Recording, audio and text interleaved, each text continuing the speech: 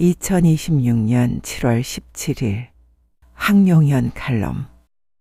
기독교인의 최우선 과제가 있습니다. 이는 창조 목적이 무엇인지 깨닫고 그 목적에 순응하는 것입니다.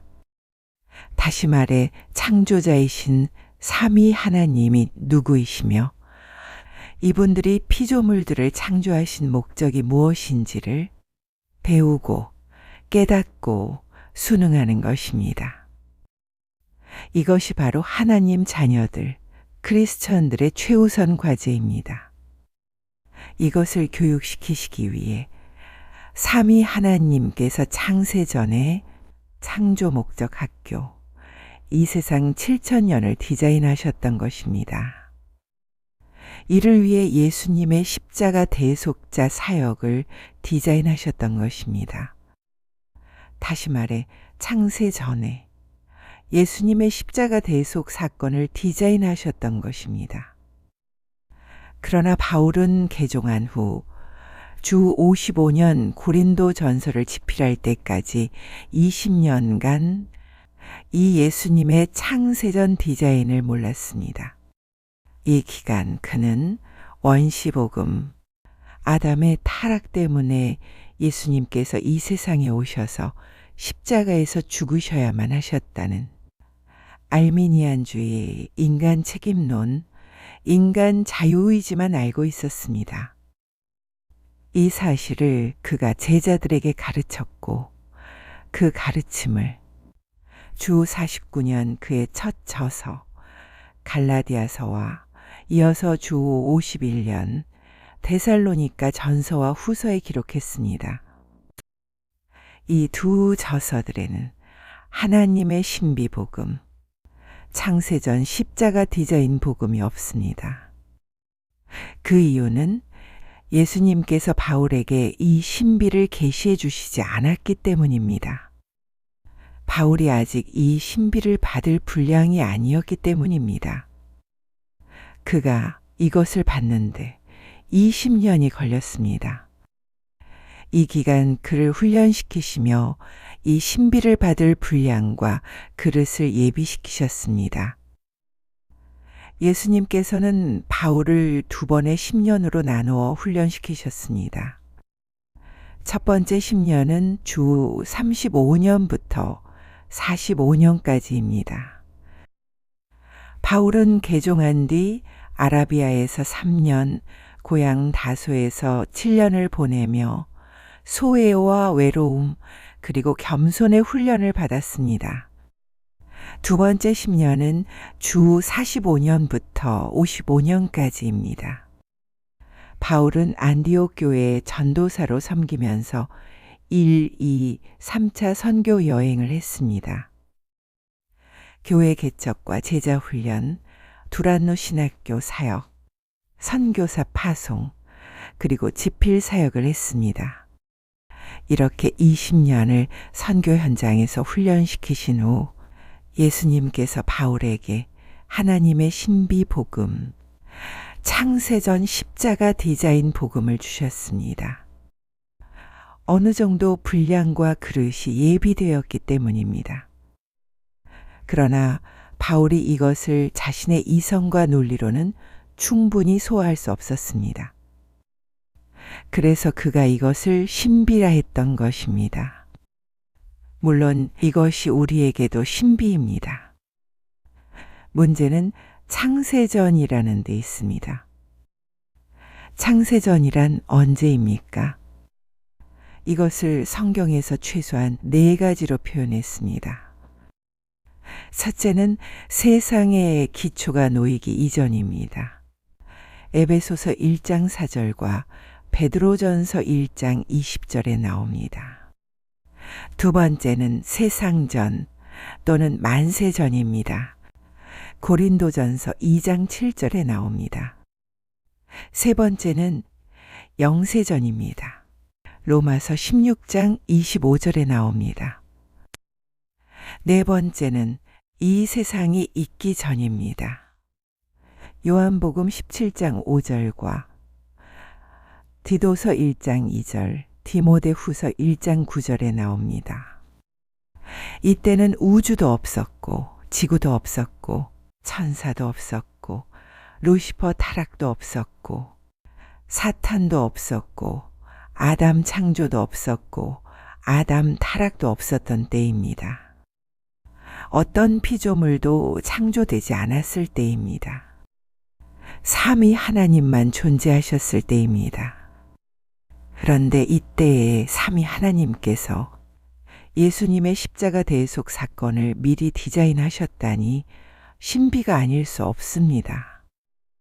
우리의 이성과 논리로는 소화할 수 없습니다. 이에 대해 예수님께서 말씀하셨습니다. 대부분의 크리스천들은 이를 수용하지 못한다고 하셨습니다. 단지 은혜로 선별된 소수의 제자급들, 신부감들만 이를 수용할 것이라 하셨습니다. 이는 같은 크리스천이지만 서로 분량과 그릇이 다르기 때문입니다. 이는 천국이 계층 사회이기 때문입니다. 그런데 문제는 이 신비를 인정하며 수용하는 크리스천들이 그리 많지 않다는 사실입니다. 은혜가 주어지지 않아서입니다. 특히 이것이 인간 책임과 인간 자유의지를 강조하는 알미니안주의 사상을 가진 크리스천들에게는 무척 부담이 되는 대목입니다. 그래서 이들은 이 창세전 십자가 디자인 복음, 곧 하나님의 신비 복음을 수용하기를 꺼려합니다. 이 복음은 고린도전서 2장 7절과 4장 1절, 로마서 16장 25절부터 26절에 나타나며 칼빈주의와 예정론, 하나님의 주권과 은혜를 담고 있습니다. 어떤 분은 흥분하며 화를 냅니다. 그러면 인간은 로봇인가? 라고 하면서 노골적으로 반격합니다. 아무리 설명해 주어도 이 신비를 수용 안 합니다. 우리의 질문이 있습니다. 예수님의 보혈로 구원받은 같은 크리스천인데 왜 이렇게 마음문을 닫고 이 신비를 수용하지 않나요? 그리고 화까지 내면서 흥분하나요? 인격적으로 보면 아주 좋은 분이며 교회 봉사도 잘하며 기도와 헌금도 많이 하며 전도와 선교에도 적극 참여하는 분인데 말입니다. 이런 분인데 왜 이분의 시각이 원시복음에만 고정되어 있고 창세전 십자가 디자인 복음, 하나님의 신비 복음에는 눈과 귀가 닫혀 있나요? 그 이유가 무엇인가요? 이에 대한 대답이 성경 어디에 있나요? 라고 물으면 우리가 어떻게 대답해야 하나요? 그 대답이 바로 마태복음 13장 11절에서 17절에 있습니다. 놀랍게도 이렇게 눈과 귀가 닫힌 분이 전 세계 기독교인 중 대략 70에서 80%가 됩니다. 제가 지난 30여 년간 40여 개의 나라들을 섬기면서 발견한 사실입니다. 우리나라도 마찬가지입니다. 다시 말해 하나님의 신비 복음을 믿는 분들은 대략 20에서 30% 뿐입니다. 소수입니다. 저와 AMI는 이 소수에 속해 있습니다. 그러면 질문이 있습니다. AMI는 이 두 복음, 창세전 십자가 디자인 복음과 원시 복음 중 어느 복음을 믿나요? 라고 질문하면 우리가 무엇이라고 대답할까요? 그 대답이 이러합니다. AMI는 이 두 복음 모두를 믿습니다. 이 두 복음이 교회 안에 공존함을 믿습니다.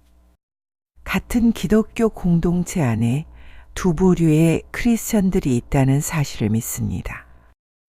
원시 복음만 믿는 분들과 두 복음이 교회 안에 공존함을 믿는 분들입니다. 그런데 이 두 번째 그룹에 속한 자들은 소수입니다. 대중성이 없습니다. 외로운 그룹입니다.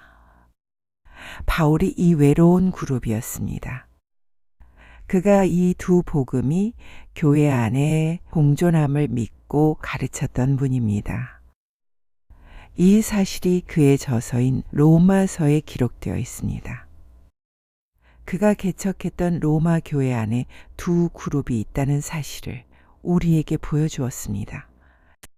대다수의 교인들이 원시 복음만을 믿었다는 사실도 보여주었습니다.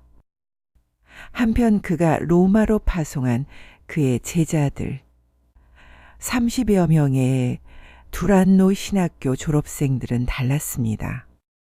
이들이야말로 은혜로 이 창세전 십자가 디자인 복음을 수용할 분량과 그릇이 예비된 분들이었습니다. 그래서 주 57년 로마서 16장 25절에서 26절 바울이 이들에게 이 창세전 십자가 디자인 복음, 하나님의 신비 복음을 가르쳤습니다. 놀랍게도 이들이 수용했습니다. 이로써 이들이 독수리 시각자로 서서히 조금씩 눈뜨게 되었습니다. 이들이 드디어 하나님 나라의 큰 그림, 저 세상, 이 세상 7,000년, 그리고 저 세상을 어렴풋이나마 볼 수 있게 되었습니다. 7대 신학 주제들과 5대 신비들에 배고파하기 시작했습니다. 이로써 이들이 수직 계명과 수평 계명과 지상 사명에 순종하는 마음도 더욱 구체화되기 시작했습니다. 예수 그리스도의 은혜로입니다. 또한 이들이 교회 안에 상기의 두 그룹이 있다는 사실도 알게 되었습니다. 이는 이들이 시각의 변화를 받았기 때문입니다. 그래서 이들이 이렇게 고백하게 되었습니다. 아하, 이 세상 7,000년이 창조 목적 학교이구나 입니다. 자신들이 본래 천국 시민이지만 이 세상에 잠깐 나그네 학생으로 내려와서 예수님의 대사 사역을 하다가 때가 되면 본향으로 귀환하는 존재이구나 입니다. 엄청난 시각의 변화입니다. 이렇게 이들이 이런 독수리 시각을 가지니 수직 계명과 수평 계명과 지상 사명을 순서대로 수행할 수 있는 동기부여를 받습니다. 7대 신학 주제들과 5대 신비들의 배고파합니다. 영적 양식과 영적 에너지를 부여받습니다. 아슐의 복을 받는 자로 은혜 베푸심 받습니다. 반석 위에 집 짓는 지혜자로 은혜 베푸심 받습니다. 예수님을 증거하는 추수꾼으로 은혜 베푸심 받습니다. 이런 지혜자와 추수꾼은 상기 수직 계명과 수평 계명과 지상 사명을 순서대로 하도록 이끄심 받습니다. 창조 목적에 순응해야 하기 때문입니다. 예수 그리스도의 은혜로입니다. 만약에 순서를 바꾸면 큰일 난다는 사실을 압니다. 이것이 바로 창조 목적의 위배 행위가 되기 때문입니다. 이는 자신의 뜻과 비전과 영광을 위해 잘못 사용할 수 있기 때문입니다. 외식자, 위선자가 될 수 있기 때문입니다. 모래 위에 집을 짓는 어리석은 자가 될 수 있기 때문입니다. 한편 우리가 독수리 시각자가 되면 우리가 이런 창조 목적 위반 행위를 안 하게 인도받습니다. 그러므로 우리는 독수리 시각자가 되어야 합니다. 아니면 자신도 모르게 상기 3가지를 순서대로 하지 않음으로 해서 창조 목적을 위배하며 모래 위에 집 짓는 어리석은 사람이 될 수 있습니다. 그러니 우리는 독수리 시각자로 만들어주는 영의 양식, 영적 에너지를 매일매일 먹어야 합니다. 이 양식이 바로 7대 신학 주제들과 5대 신비들입니다. AMI 바이블 아카데미의 커리큘럼입니다. 우리가 요즘 이 5대 신비들 중 첫째 신비인 하나님의 신비를 공부하고 있습니다.